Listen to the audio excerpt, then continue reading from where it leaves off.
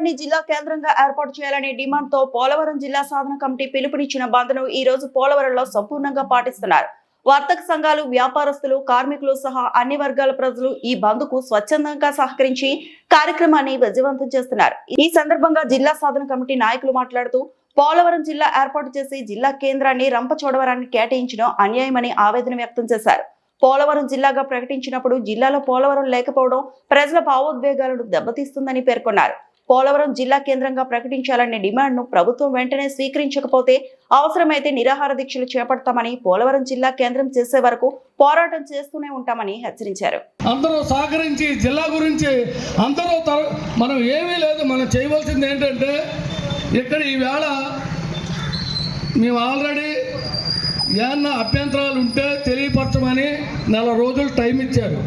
ఆ 4 రోజుల టైంకి మేము 15 రోజుల దాకా చూసి తర్వాత అభ్యంతరాలకి రాష్ట్ర ముఖ్యమంత్రి వర్యులకి, ఉపరాష్ట్రపతి గొప్ప ముఖ్యమంత్రి వర్యులకి, అలాగే రాష్ట్రంలో ఉన్నటువంటి నాయకులందరికీ కూడా ఈ పోలవరం ప్రజల విజ్ఞప్తి, ఈ పోలవరం ఈ రాష్ట్రానికి జీవనాడి అని చెప్పి ప్రాజెక్టుని ప్రారంభించారు.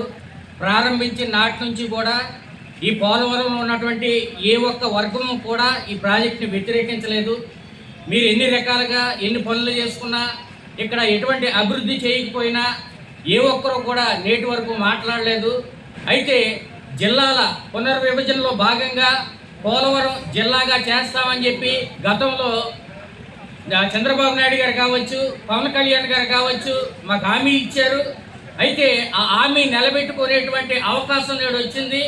అవకాశం వచ్చినప్పుడు కూడా దీన్ని కొంతమంది నాయకులు దీన్ని తప్పుతో పట్టించి అవకాశం లేని చోట రంపచోడవరాన్ని ఈ పోలవరం పేరుతోటి జిల్లా ఏర్పాటు చేసి ఈ ప్రజల్ని మరింతగా నష్టపోయేటట్లుగా, ఈ ప్రజలు ఈ రాష్ట్రానికి చేసినటువంటి మేలుకి ఎటువంటి ప్రయోజనం లేకుండా చేసేటట్టుగా నేటి అధికారులు కావచ్చు, నాయకులు కావచ్చు తీసుకుంటున్నటువంటి నిర్ణయాలకి ఈ పోలవరం ప్రజలు ఈ రోజున ఈ రోడ్డు ఎక్కాల్సి వచ్చింది.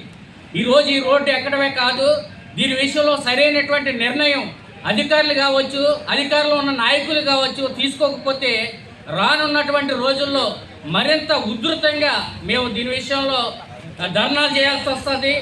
ధర్నాలు చేయడమే కాదు, నిరవధిక సమ్మెలు చేయాల్సి వస్తుంది.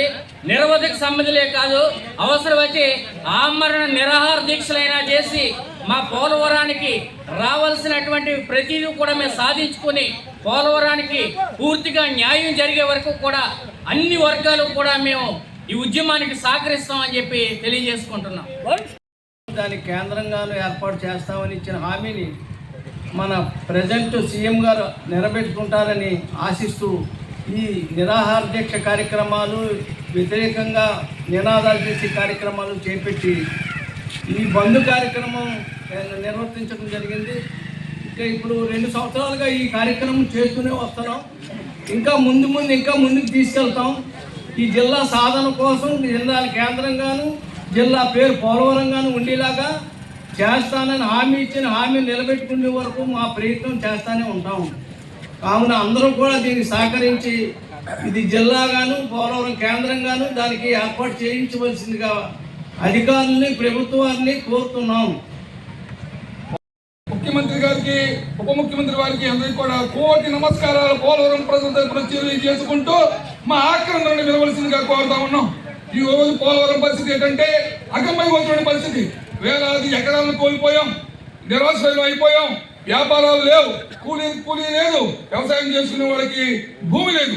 ఎందుచేతంటే పోలవరం ప్రాజెక్టు అనేది మాకు సమీప గ్రామంలో మేము ఉండబట్టి ఆదిలో మేము ఎన్నో త్యాగాలను చేసి ఎన్నో రకాలుగా ఇబ్బందులు పడతా ఉన్నాం. ఈ రోజు పోలవరం ప్రాజెక్టు ఒక వరం అయితే పోలవరం ప్రజలకి ఒక శాపంగా మారింది.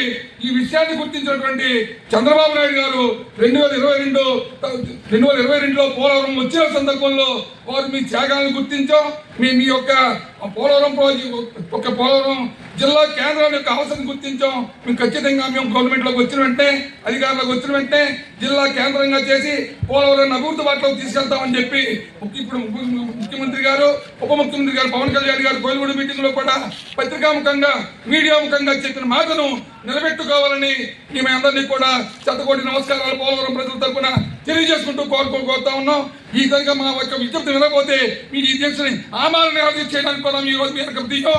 దయచేసి అధికారులు ముందుకు వస్తారో, ఎమ్మెల్యే గారు మా మీడియా మాట ముందుకు వస్తారో, వీళ్ళు ఏం చేసుకుంటారో వదిలేస్తారో మేము చూస్తాం. మా యొక్క బాధను తెలియజేస్తాం. మాకు ఎవరి మీద కోపం లేదు, కక్ష లేదు. మా బాధను మీరు తెలియజేసుకోవాల్సిందిగా, అర్థం చేసుకోవాల్సిందిగా సమనీయంగా కోరుతా ఉన్నాం.